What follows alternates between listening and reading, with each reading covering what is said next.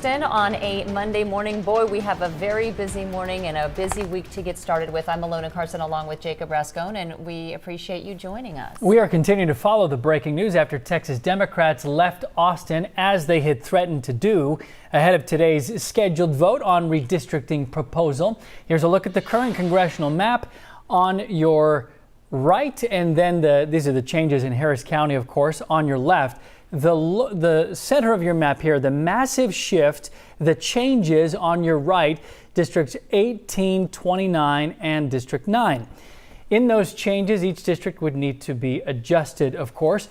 Now more than 50 Texas House Democrats have fled the state, most traveling to Chicago in a bid to deny the Republican-controlled legislature the quorum that they would need to advance the plan that the Democrats say is racially biased. Now, as you can imagine, this fight is now making national headlines. Our own Devon Rahming has been following the reaction to the move this morning. And Devon, Governor Greg Abbott says he's ready to take this fight to another level if he has to, right?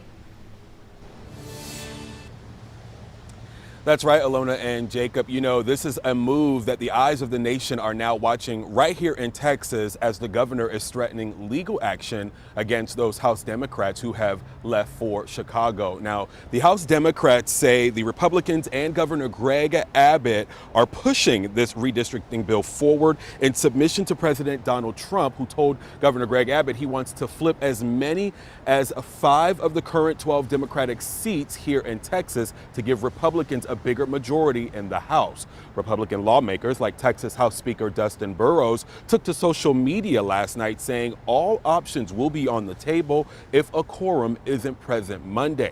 House Democrats say this redistricting proposal is seeking to divide Black and brown communities, and upon arrival in Chicago yesterday, many of them made their voices heard, including Representative Ron Reynolds of Missouri City, who we spoke with over the phone last night.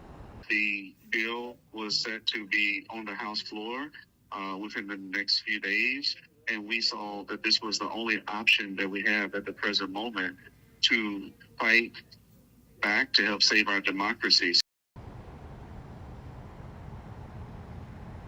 And late last night, Governor Greg Abbott sent a letter threatening House Democrats, calling their absences premeditated and illegitimate, saying in part, the derelict Democrat House members must return to Texas and be in attendance when the House reconvenes at 3 p.m. on Monday, August 4th.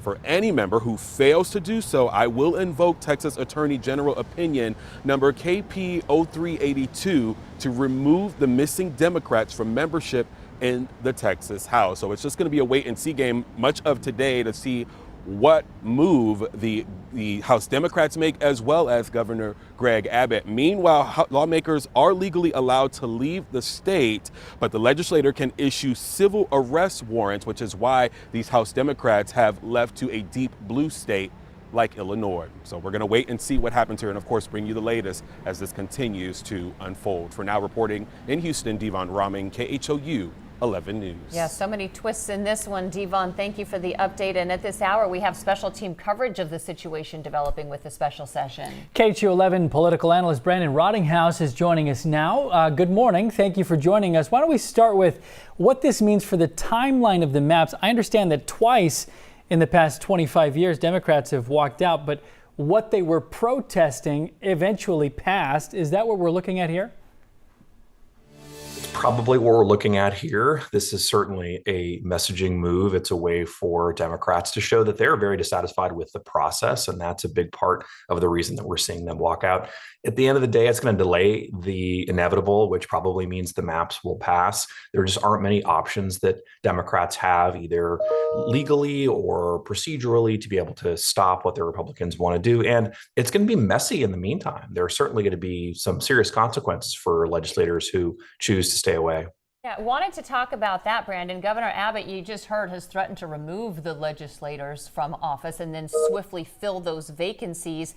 Is that realistic, and what could that process look like?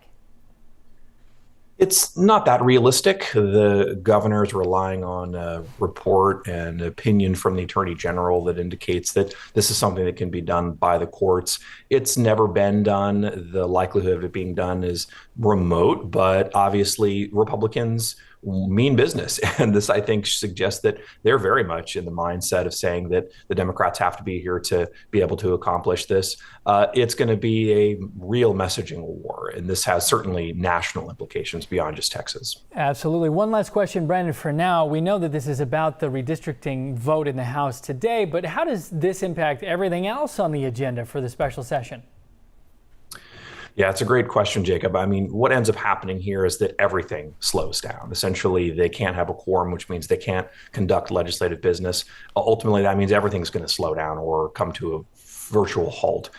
Things like reform for THC, which was one of the triggers that Governor Abbott indicated in his special call, are going to stop. Things like the kind of funding for some of the disasters that are happening in Central Texas, those are all on hold too. So the governor can obviously try to sort of use his bully pulpit to try to convince members to come back, but unless they do and until they do, there's not much that's going to happen.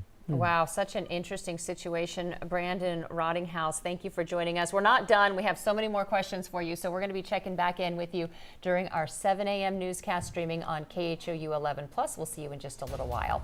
And we're going to stay on top of the latest developments for redistricting in this entire special session.